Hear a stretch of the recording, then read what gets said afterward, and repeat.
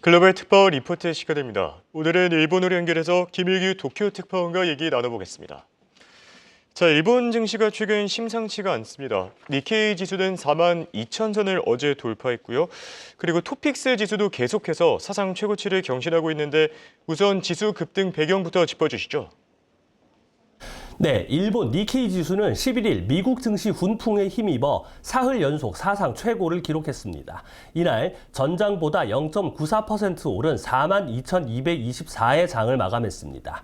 니케이 지수가 42,000대에 도달한 것은 처음입니다. 니케이 지수는 지난 4일 4913을 기록하며 3개월 만에 가장 높이 올라간 뒤 9일부터 사흘 연속 종가 기준으로 최고 행진을 이어갔습니다. 니케이 지수가 최고 기록을 경신한 데는 역시 뜨겁게 달아오른 미국 증시가 크게 작용한 것으로 보입니다.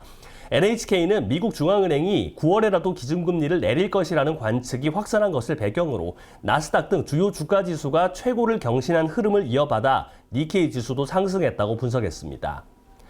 뉴욕 증시에서 엔비디아 등 기술주가 동반 상승한 영향으로 도쿄 증시에서도 반도체 종목의 매수세가 몰렸습니다.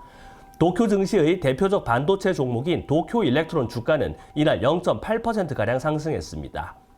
다른 반도체 소부장 기업인 디스코는 3%대, 레조낙은 2%대 상승률을 각각 기록했습니다. 현지에선 니케이 지수 상승 배경으로 조만간 시작될 일본 기업의 2분기 실적 발표에 대한 기대감도 꼽고 있습니다. 엔저 등에 힘입어 일본 기업의 실적이 호조를 보일 것으로 전망됩니다. 중국에서 일본으로 투자금을 옮기는 해외 투자자도 늘고 있습니다. 경기 회복 기대감으로 5월 중순까지 상승세였던 중국 증시는 최근 다시 약세를 보이고 있습니다. 도널드 트럼프 전 미국 대통령이 재선에 성공하면 중국보다 일본이 더 유리할 것이라는 기대가 반영됐습니다. 자본 효율을 개선하기 위한 일본 기업의 자사주 매입도 호재로 지목됩니다. 2분기 자사주 매입 규모는 약 7조 3천억 엔으로 전년 동기 대비 70%가량 늘었습니다. 그동안 주가 상승 국면에서 차익 시험 매도에 나섰던 개인 투자자도 바뀌는 모습입니다. 앞으로 주가가 더 오를 것이라는 기대감이 커지면서 최근 주가 상승에도 개인 투자자의 매도세는 약합니다. 새로운 소액 투자 비과세 제도를 통한 개인 투자자의 매수세는 여전합니다. 네, 그리고 엔달러 환율을 빼놓을 수가 없겠죠. 자, 오늘은 소폭 회복하긴 했습니다. 158엔대로 올라섰는데, 자, 그런데 아직까지 역대급 엔저 현상은 계속되고 있거든요. 일본은행 향후 어떻게 대처를 할지 현지에선 어떤 전망들이 나오고 있습니까? 네, 달러의 독주가 계속되면서 엔화 가치는 38년 만의 최저 수준으로 떨어졌습니다. 엔화 가치가 달러당 160엔 수준을 꾸준히 유지하는 초엔저 시대가 열렸다는 분석까지 나옵니다.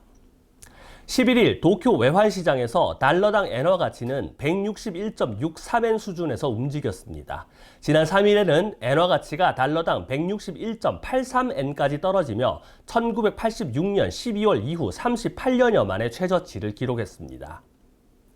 슈퍼엔저의 근본 원인은 미국과 일본의 금리 차이입니다. 2022년 1월까지 0.35%포인트였던 미일 금리 차는 현재 5.5%포인트까지 벌어졌습니다. 금리가 사실상 제로인 일본에서 엔화를 빌려 미국 같은 고금리 국가 자산에 투자하는 엔캐리 트레이드 등이 엔화 가치를 더욱 끌어내리고 있습니다. 올 3월 일본은행이 연 마이너스 0.1%이던 기준금리를 0%로 올려 11년 만에 마이너스 금리를 해제했을 때만 해도 엔화 가치는 오를 것이라는 전망이 우세했습니다. 그러나 미국의 금리 인하 가능성이 낮아지면서 달러는 오르고 일본은행이 완화적 금융정책을 유지하면서 엔화는 추가로 떨어졌습니다. 이에 따라 일본은행이 추가금리 인상에 나설 것이라는 전망이 많은데요. 지난달 일본은행 금융정책 결정회의 이후 우에다 가즈오 총재는 7월 금리 인상에 대해 경우에 따라 충분히 가능하다고 밝혔습니다. 시장에선 그러나 일본은행이 7월에 금리를 올릴 가능성을 점차 낮게 보고 있습니다. 일본 경제 상황이 어렵기 때문입니다.